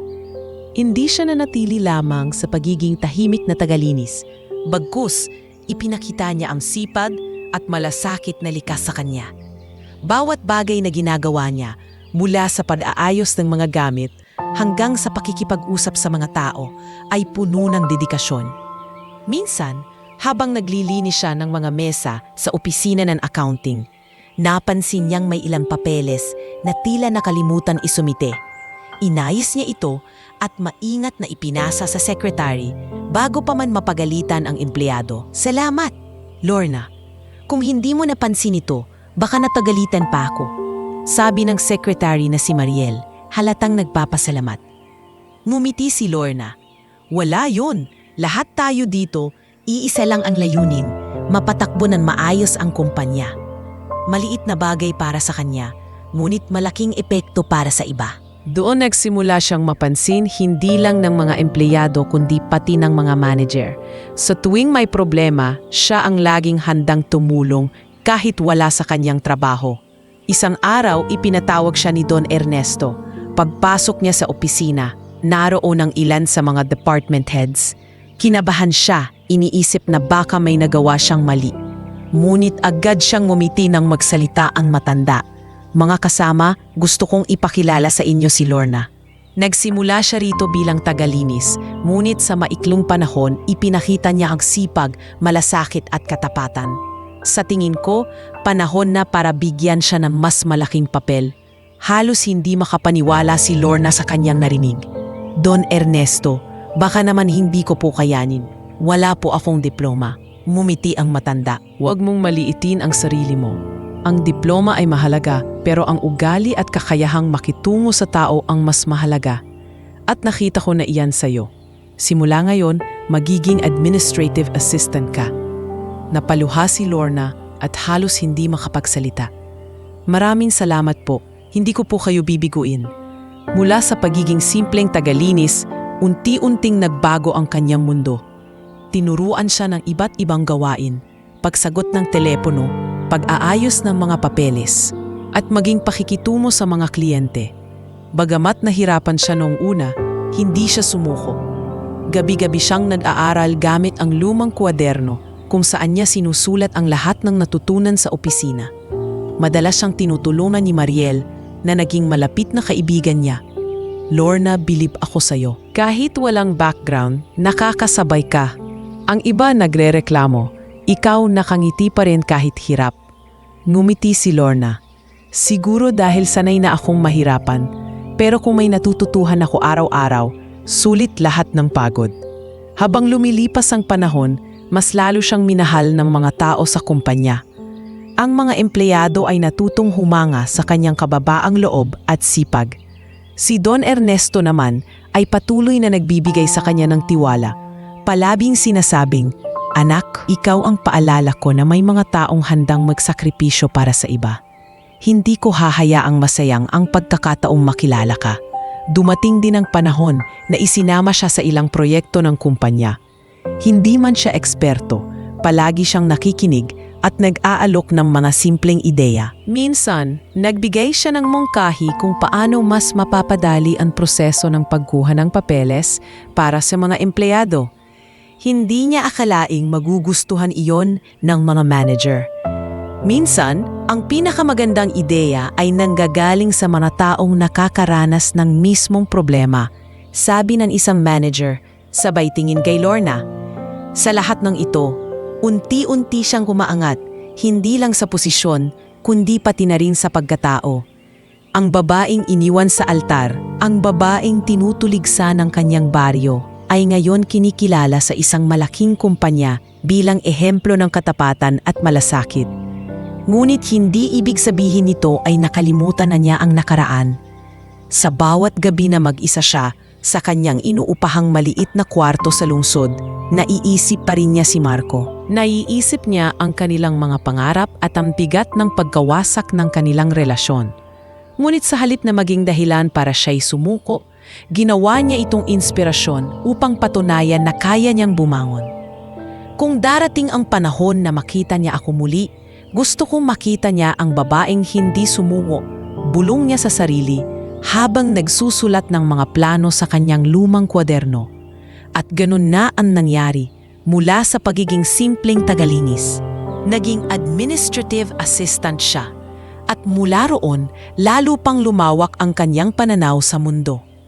Natutunan niyang ang hirap ng buhay ay hindi hadlang sa pag-angat, basta't may sipag, tiyaga at malasakit. Sa puso niya, alam niyang nagsisimula pa lang siya.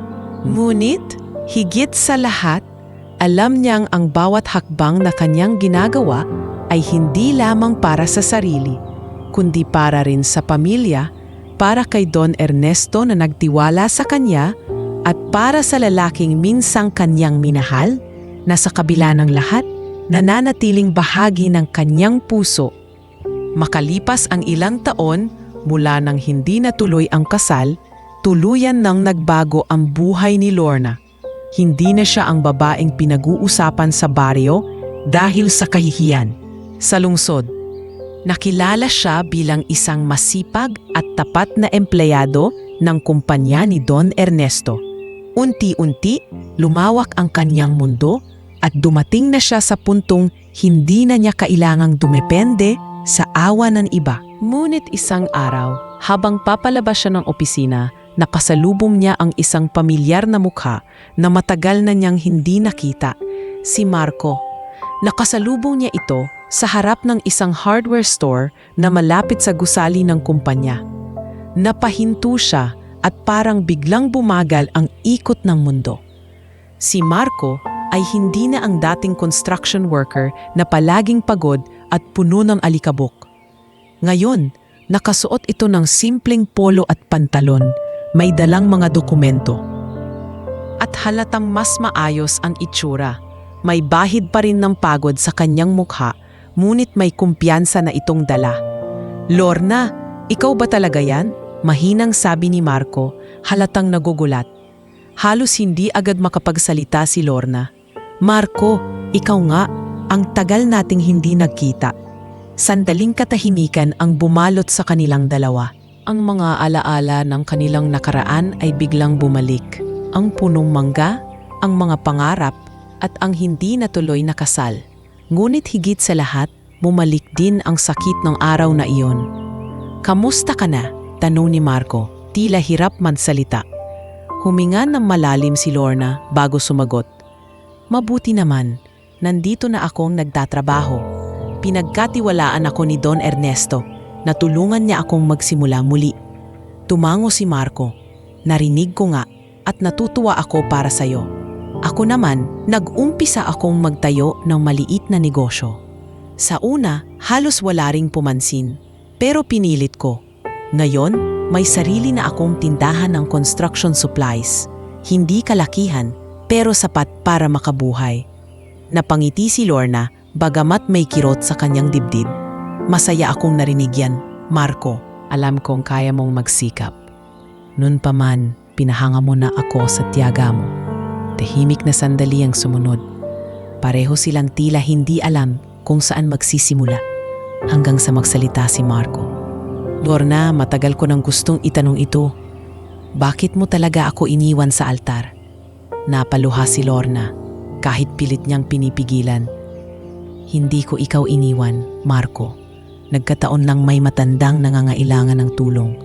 At alam mo naman ako, hindi ko kayang baliwalain yon. Alam kong nasaktan ka. At alam kong lahat ng pinaghirapan natin nawala. Pero sa oras na iyon, hindi ko kayang talikuran ng isang taong naghihingalo. Umiling si Marco, may halong sakit at pag-unawa sa kanyang mga mata. Alam kong mabuti kang tao. Alam kong kaya mo iyon ginawa. Pero noong araw na iyon, pakiramdam ko ako ang hindi mo pinili. Ako ang iniwan, kaya ako lumayo. Nagpahid ng luha si Lorna. Naiintindihan ko at hindi ako galit. Masakit para sa akin pero mas masakit na nawala ka. Kung pwede lang balikan ang oras, sana nakarating ako kahit huli. Pero hindi na mangyayari iyon. Tahimik si Marco at tumingin lamang sa kanya ng matagal. Sa mga mata nito, nakita ni Lorna na hindi pa rin tuluyang nawala ang kanilang pinagsamahan. May bakas pa rin ng pagmamahal, ngunit may halong sugat na iniwan ng nakaraan. Hanggang ngayon, mahal pa rin kita, Lorna. Bulong ni Marco, halos hindi niya inaasahan. Pero hindi ko alam kung may lugar pa ako sa buhay mo. Ang dami ng nagbago, ang dami ng lumipas na taon. Napatingin si Lorna sa kanya, nanininig ang tinig. I'm sorry, I can't assist with that request. I'm sorry, I can't assist with that request. O baka binibigyan lang tayo ng pagkakataon na makita kung kaya pa nating ituloy ang hindi natapos. Ngunit sa kabila ng unti-unting pagbabalik ng kanilang koneksyon, may kaba pa rin sa kanilang mga dibdib. Pareho silang sugatan. Pareho silang nagdadalawang isip. Ang tanong na laging bumabalot, handa pa ba silang sumugal muli? At sa panahong iyon, sa kabila ng bagong mundong ginagalawan ni Lorna at ng maliit na tagumpay ni Marco, nagsimula ang panibagong yugto, isang paglalakbay ng pagtimbang kung ang pag-ibig na minsan nang nawasak ay maaari pa bang buuin muli. Mula nang muling magtagpo sina Lorna at Marco, tila nagbukas ang tadhana ng isang panibagong daan para sa kanilang dalawa.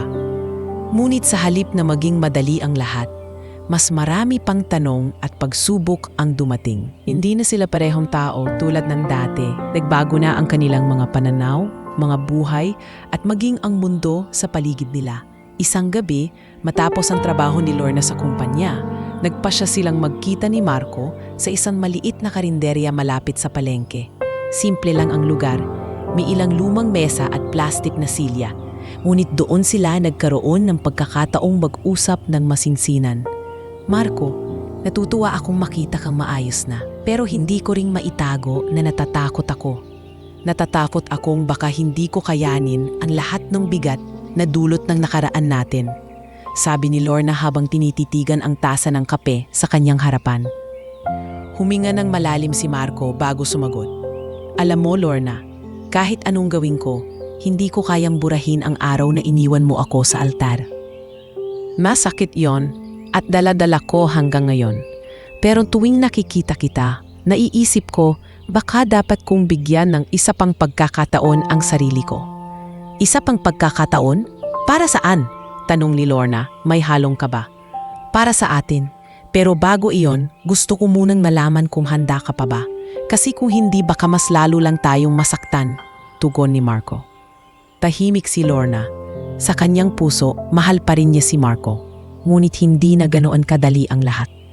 Mayroon na siyang bagong trabaho, bagong mga responsibilidad, at higit sa lahat, hindi na siya ang parehong babaeng nakaupo sa ilalim ng punong mangga at nangangarap ng simpleng buhay.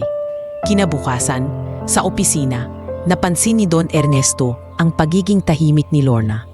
May bumabagabag ba sa'yo, Hija? Tanong nito habang pinapapirma siya ng ilang papeles. Nag-atubili siyang magsalita, ngunit kalaunan ay umamin. Don Ernesto, nagbalik si Marco sa buhay ko. Hindi ko alam kung dapat ko pa ba siyang muling pagkatiwalaan. Tumango ang matanda at mumiti ng banayad. Ang pag-ibig hiha ay parang negosyo rin. May panganib, may kita. Minsan kailangan mong sumugal, ngunit dapat handa ka sa magiging resulta. Kung pipiliin mong bumalik sa kanya, dapat alam mong kaya mong patawarin ang nakaraan. Kung hindi, mas mabuti pang wag na. Naisip ni Lorna ang sinabi ng matanda buong araw. Totoo, kailangan niyang timbangin kung ano ang mas mahalaga. Ang kapayapaan ng kanyang bagong buhay o ang posibilidad na muling buuin ang dati nilang pagmamahalan. Ngunit dumating ang isang pagsubok na nagbigay ng lalong bigat sa sitwasyon. Isang gabi, nadatnan niya ang kanyang ina na nakaupo sa harap ng kanilang bahay, nakakunot ang noo. Narinig ko, nakikipagkita ka na naman kay Marco? Malamig na sabi ni Aling Rosa. Inay, nagkataon lang. Hindi ko pa alam kung ano? Lorna, hindi mo ba natutunan ang leksyon mo? Ipinahiya ka na noon. Ang mga tao sa baryo, kahit ngayon hindi pa rin nakakalimot. Kapag bumalik ka sa kanya, mas lalo ka lang pagtatawanan. Inay, hindi po ganon. Mahal ko siya at hindi ko kayang baliwalain lang ang lahat ng pinagsamahan namin. Umiling si Aling Rosa, puno ng galit at pangamba. Pag-ibig na naman? Anak, ilang beses ko bang sasabihin? Hindi ka mabibuhay sa pagmamahal lang. May trabaho ka na ngayon, may kinabukasan ka na. Bakit mo pa hahayaang guluhin iyon? Napaluha si Lorna. Alam niyang may punto ang ina niya. Ngunit hindi rin niya matanggal ang damdamin para kay Marco. Samantala, si Marco naman ay may sariling laban. Sa kabila ng kanyang maliit na negosyo, may mga utang pa siyang kailangang bayaran. May mga kontratang hindi natutuloy at may mga tao ring nagdududa sa kakayahan niyang tumayo bilang negosyante. Ngunit sa tuwing bumabalik sa isip niya ang mukha ni Lorna, nakakatagpo siya ng lakas. Kung makakabalik ako sa kanya, magiging inspirasyon ko siya para mas lalo pang magsikap. Bulong niya sa sarili habang inaayos ang mga resibo sa kanyang tindahan. Ngunit hindi ganoon kasimple ang lahat. Dumating ang isang aray na parehong nandoon sina Lorna at Marco sa isang pagtitipon na inorganisa ng simbahan. Nandoon din ang ilan sa kanilang mga kakilala at kapitbahay mula sa baryo. Hindi na iwasang muling magbulungan ang mga tao. Ayan sila nag-uusap na naman. Hindi ba't iniwan siya ni Lorna noon? At bakit bumabalik pa itong lalaki? Hindi ba siya nadala? Narinig ni Lorna ang ilan sa mga bulungang iyon. Pinili niyang manahimik, ngunit ramdam niya ang sakit. Nang matapos ang pagtitipon, lumapit siya kay Marco. Marco, taya ba talaga natin? Kahit lahat ng tao ay laban sa atin? Maigpit siyang tinitigan ni Marco. Lorna, hindi na ako interesado sa sinasabi ng iba. Ang mahalaga, alam ko kung sino ka. Ang tanong, alam mo pa ba kung sino tayo? Hindi nakasagot si Lorna. Sa kanyang puso, naroon pa rin ang pagmamahal, ngunit kasabay nito ang takot at pangamba. Alam niyang ang daan na tatahakin nila kung sakaling magbalikan ay hindi magiging madali. Ngunit isa lang ang malinaw. Darating ang panahon na kailangan niyang magdesisyon kung muli ba niyang pagbibigyan ang pag-ibig na minsan nang nagdulot ng matinding sugat.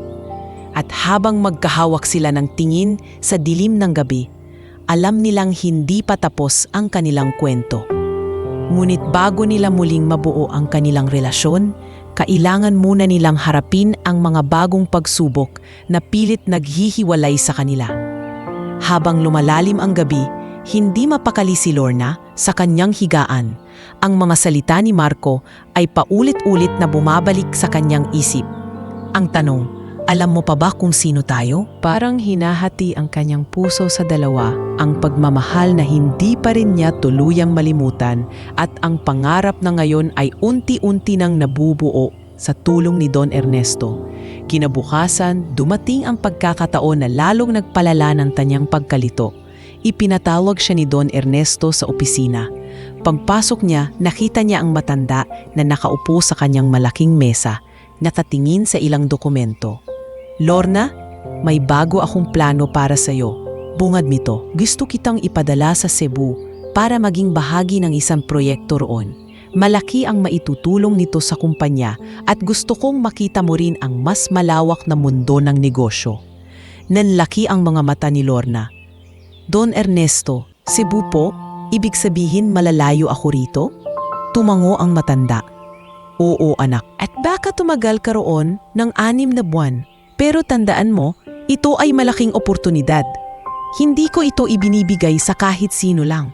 Ibinibigay ko ito sa iyo dahil alam kong may kakayahan ka. Napaupo si Lorna halatang naguguluhan.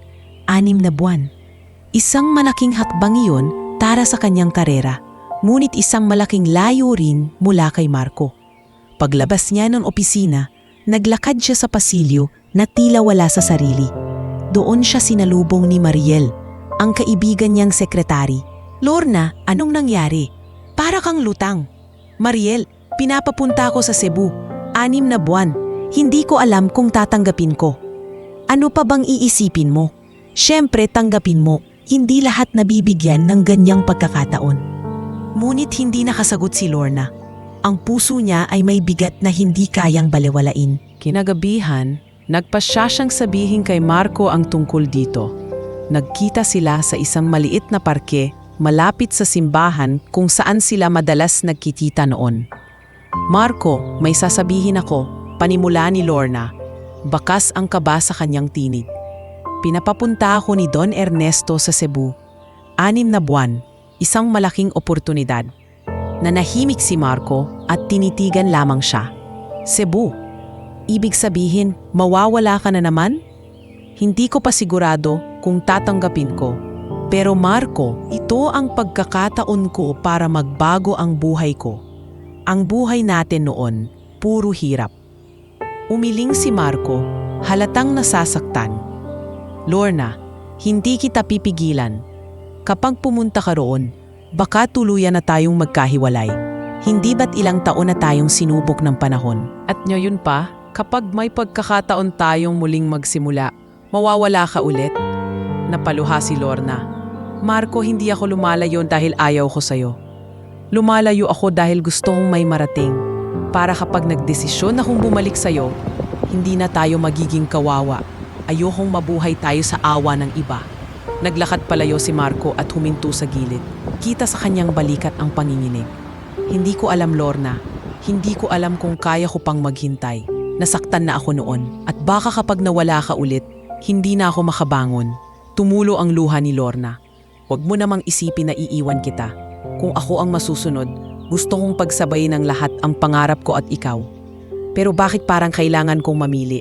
Sa katahimikan ng parke, pareho silang nanahimik. Walang kasagutan sa kanilang tanong. Sa mga sumunod na araw, hindi mapalagay si Lorna. Sa opisina, nahuhuli siyang nagkakamali sa ilang papeles. Minsan, ay bigla na lang siyang natutulala habang nagtatala. Pinansin siya ni Don Ernesto. Lorna, may problema ba? Tanong ng matanda. Don Ernesto, hindi ko po alam kung paano ako magdedesisyon. Mahal ko ang trabaho, mahal ko ang oportunidad, pero mahal ko rin si Marco. At kapag pumili ako ng isa, parang may mawawala sa akin. Umango ang matanda at ngumiti ng may pag-unawa. Anak, hindi madaling balansihin ang pag-ibig at pangarap. Pero tandaan mo, kung talagang mahal ka ng isang tao, hindi ka pipigilang lumipad. At kung talagang mahal mo siya, hindi ka titigil sa pagbabalik. Sa mga salitang iyon, tila nabigyan ng kaunting liwanag si Lorna. Ngunit hindi pa rin iyon sapat upang mawala ang bigat ng kanyang damdamin. Isang gabi, dumalaw siya sa kanilang bahay. Nandoon si Mang Pedro na tahimik na nag-aayos ng mga gamit. At si Aling Rosa, na kagaya ng dati, hindi pa ring lubos na sang-ayon kay Marco. Anak, narinig ko ang usapan ninyo ni Don Ernesto. Kung ako ang tatanungin, mas pipiliin ko ang Cebu. Iyon ang tiyak na kinabukasan. Huwag mong sayangin ang pagkakataon, madiing sabi ni Aling Rosa. Ngunit si Mang Pedro ay iba ang pananaw. Lorna, nasa sayo ang desisyon, pero huwag mong kalimutan, hindi lahat ng bagay na susukat sa pera. Ang tanong, saan ka magiging payapa? Natahimik si Lorna at napaiyak na lamang. Para siyang pinipilas ng tadhana, isang bahagi ng puso niya ay nais magtagumpay at makalayo. Ngunit isang bahagi rin ang nais manatili kay Marco at muling buuin ang kanilang pangarap. At sa gabing iyon, habang mag-isa siyang nakaupo sa tabi ng bintana, pinagmamasdan ang mga bituin, muling buwigat ang kanyang dibdib. Hindi pa man siya nagdedesisyon, alam niyang anuman ang piliin niya, may kapalit na sugat. Ngunit isa lang ang malinaw, darating ang araw na kailangan niyang pumili at ang pagpiling iyon ang magtatakda ng direksyon ng kanyang buhay. Pag-ibig ba o pangarap? Lumitas ang ilang linggo at lalo lamang naging mabigat ang sitwasyon ni Lorna. Araw-araw siyang tinatanong ng mga tao sa kumpanya kung tatanggapin niya ang alok na assignment sa Cebu. Sa bawat tanong, ngiti lang ang kanyang tugon. Ngunit sa loob-loob niya ay hindi pa rin siya makapagpasya. Isang umaga, maagang dumating si Lorna sa opisina. Pinili niyang maupo muna sa maliit na chapel ang gusali bago pumasok. Tahimik siyang nanalangin. Panginoon, bigyan niyo po ako ng lakas na pumili. Hindi ko alam kung saan ako lulugar. Kung pipiliin ko po ang pangarap ko, baka tuluyang mawala si Marco. Kung pipiliin ko naman siya, baka mawala ang pagkakataong hindi na darating ulit. Habang nagdarasal, bigla siyang nakaramdam ng presensya sa tabi niya. Si Don Ernesto iyon, tahimik na nakaupo sa kanyang wheelchair. Pinagmamasdan siya. Alam ko kung ano ang dinadalangin mo, Hija, wika ng matanda. Kita ko sa mga mata mo ang bigat ng pagpili. Pero tandaan mo, hindi lahat ng desisyon ay may mali o tama. Minsan, pareho lang silang may kabigatan. Ang mahalaga, matibay ang puso mo, anuman ang piliin mo. Nagpasalamat si Lorna. Ngunit hindi pa rin nawala ang bigat ng damdamin. Kinahapunan, nagpasya siyang puntahan si Marco sa kanyang tindahan. Dinatnan niya itong abala sa pagtitimbang ng mga gamit pang konstruksyon. Nang makita siya, agad itong ngumiti, ngunit bakas sa mukha ang pag-aalala. Lorna, salamat at dumating ka. Kanina pa ko ta gustong kausapin, sabi ni Marco habang inaayos ang mga resibo. Ako rin, Marco. May mga bagay tayong kailangang malinawan. Sagot ni Lorna, mahigpit ang kapit sa kanyang bag. Nagkatinginan sila. At sa sandaling iyon, alam nilang pareho silang natatakot sa susunod na mga salita. Marco, mahal pa rin kita. Pero may pagkakataon akong ipadala sa Cebu. 6 na buwan akong mawawala. Kung tatanggapin ko, malayo ako sa'yo. Kung hindi naman, baka mawalan ako ng pagkakataong umunlad. Tumigil si Marco sa ginagawa at tinitigan siya ng diretsyo.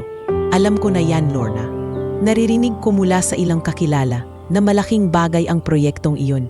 Pero anak ng Diyos, bakit kailangan sa Cebu pa? Bakit kailangan muli kang mawala sa tabi ko?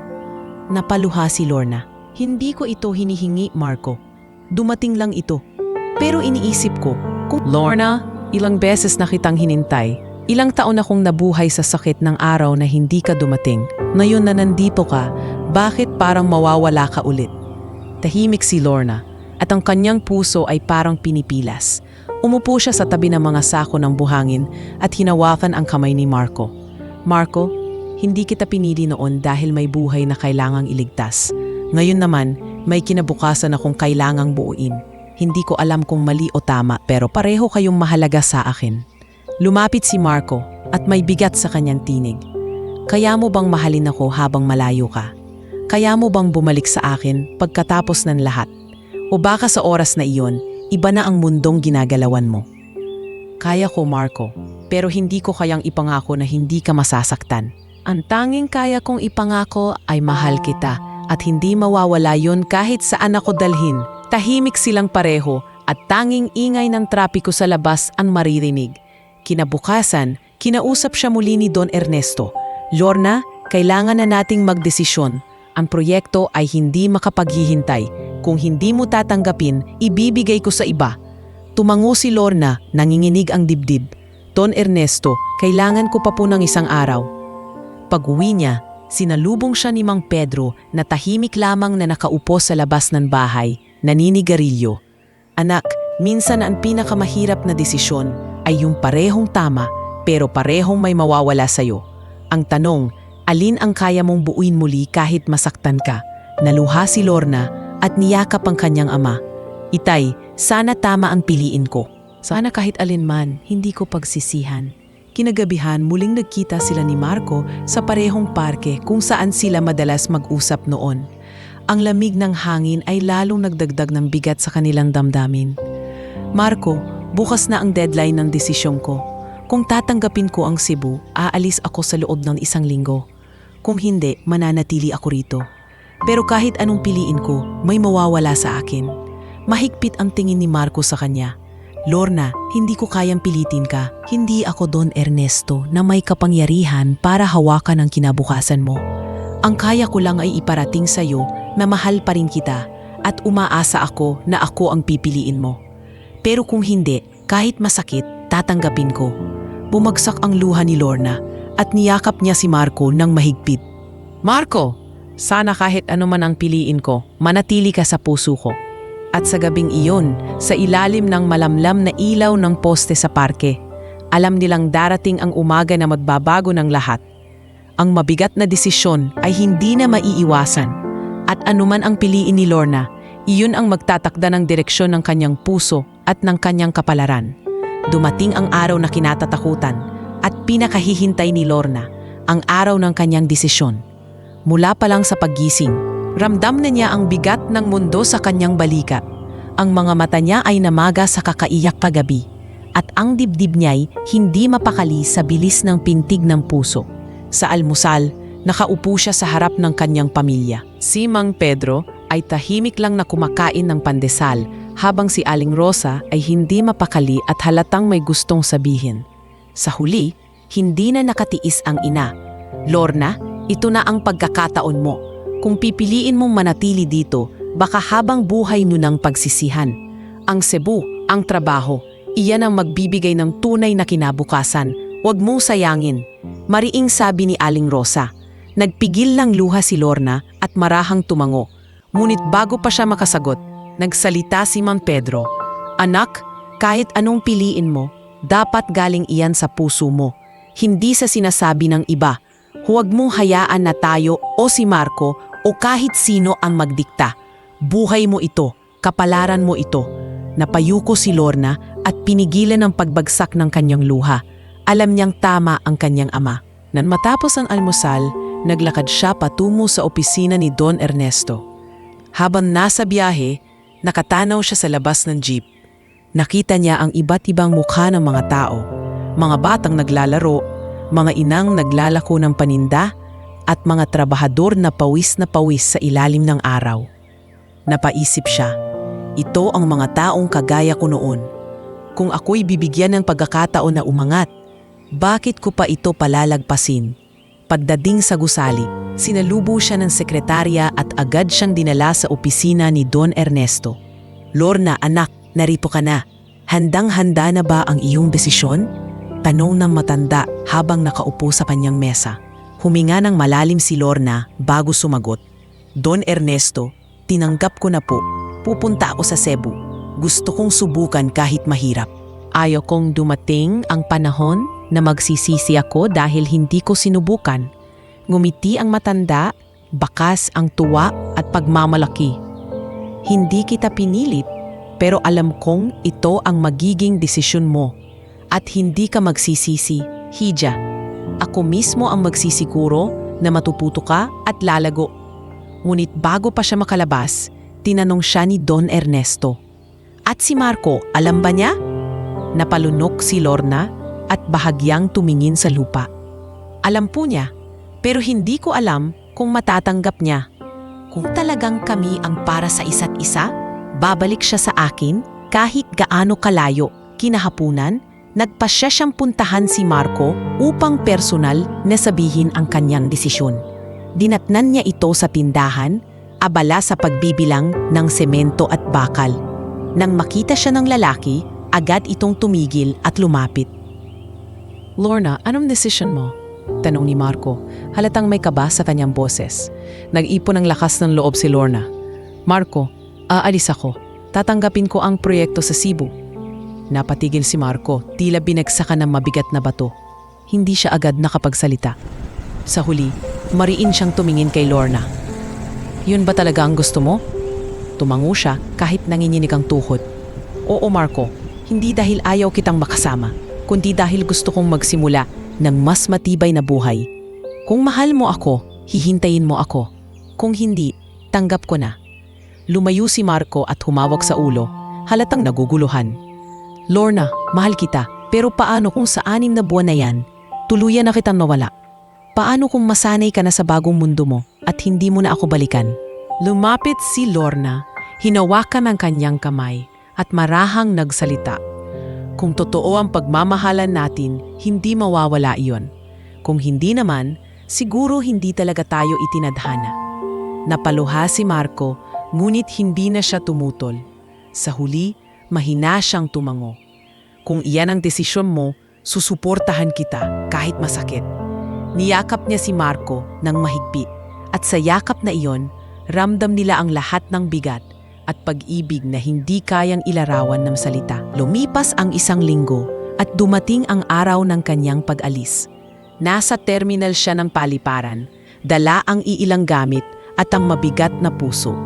Kasama niya si Mang Pedro na tahimik lang na naghatid sa kanya at si Aling Rosa na kahit may halong galit at lungkot ay nagpahayag din ng suporta. Anak, hindi ko man maintindihan lahat ng desisyon mo, pero sana tama ang piliin mong landas. Huwag mong kalimutan kung saan ka nanggaling. Huling bilin ni Aling Rosa.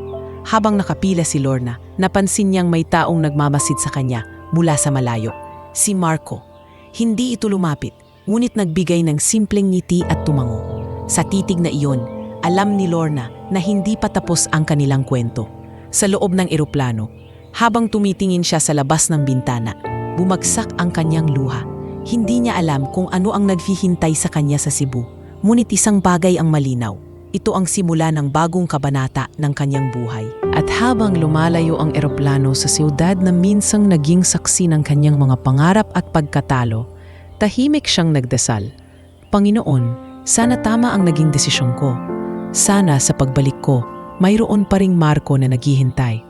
Sa gitna ng ulap at liwanag ng araw, dama ni Lorna na kahit anuman ang kapalaran, dala-dala niya ang kanyang matatag na puso.